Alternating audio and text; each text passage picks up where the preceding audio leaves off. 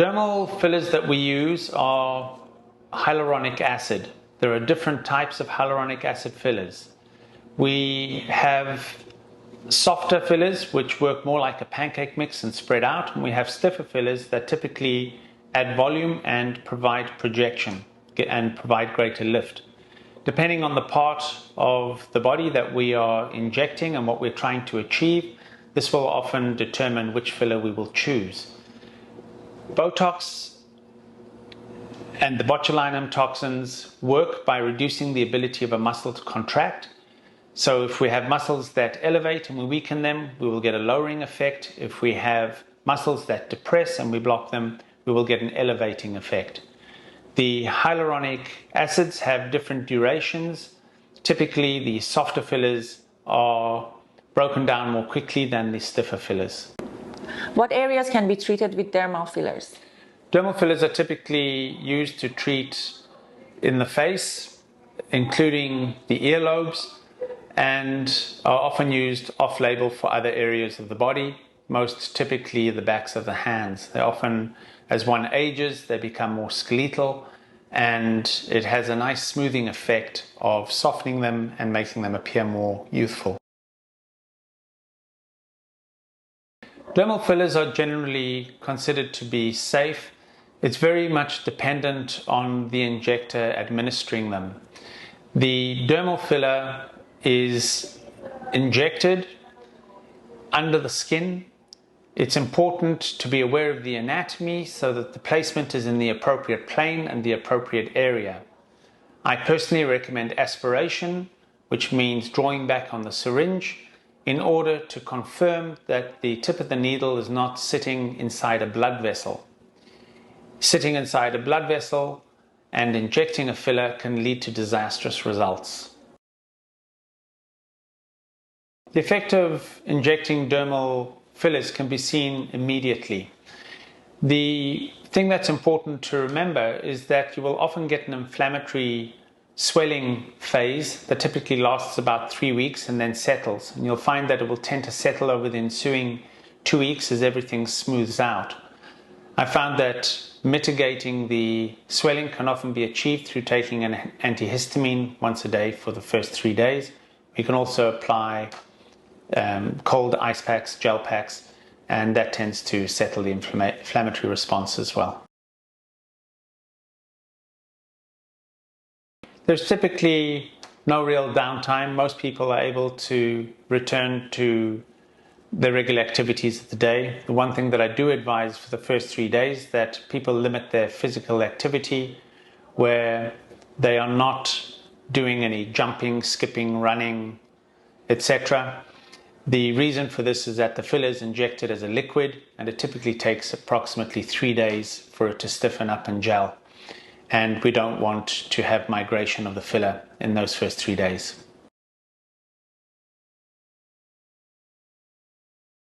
Dermal fillers can be used very successfully to reduce the effects of acne scarring. It's often used in conjunction with other treatment modalities such as subcision, laser, etc.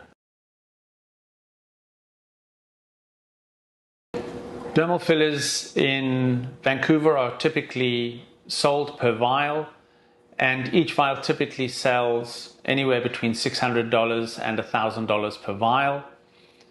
Some clinics will charge based on the different filler administered.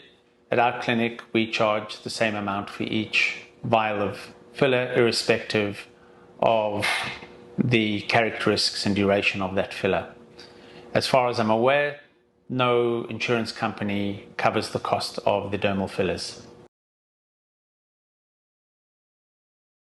There is significant variability in the duration of fillers. It really depends on what filler you're using. The choice of which filler to use is based on the effect one is trying to attain. If you look at the non-cross-linked fillers, they tend to be extremely soft, and they may give as short a duration as a few weeks. This extends up to much stiffer fillers that will often provide up to 18 months of duration. We have a filler, for example, that we will often use in the lips that will give the typical person 12 to 15 months duration. We have a filler that we use typically in the cheeks and temple areas that will often give 9 to 12 months duration.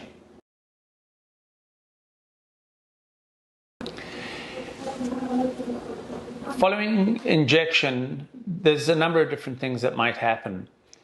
The neurotoxin typically will come in over a few days.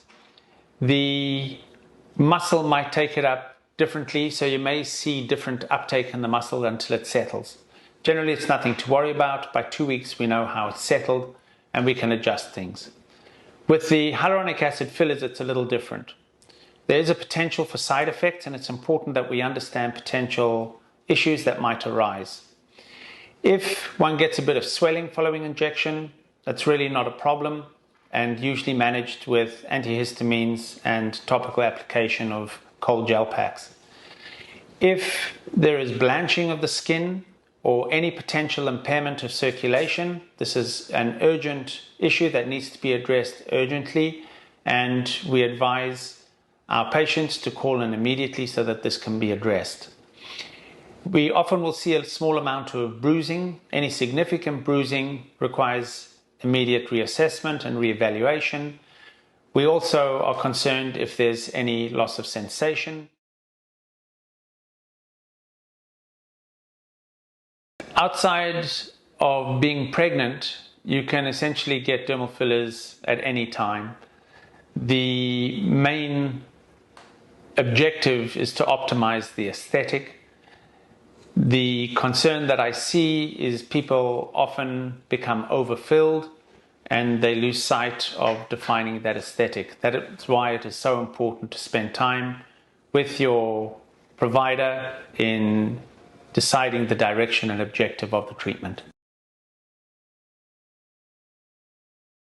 I have no issue with administering dermal fillers to breastfeeding women. I would not recommend dermal fillers being administered to pregnant women.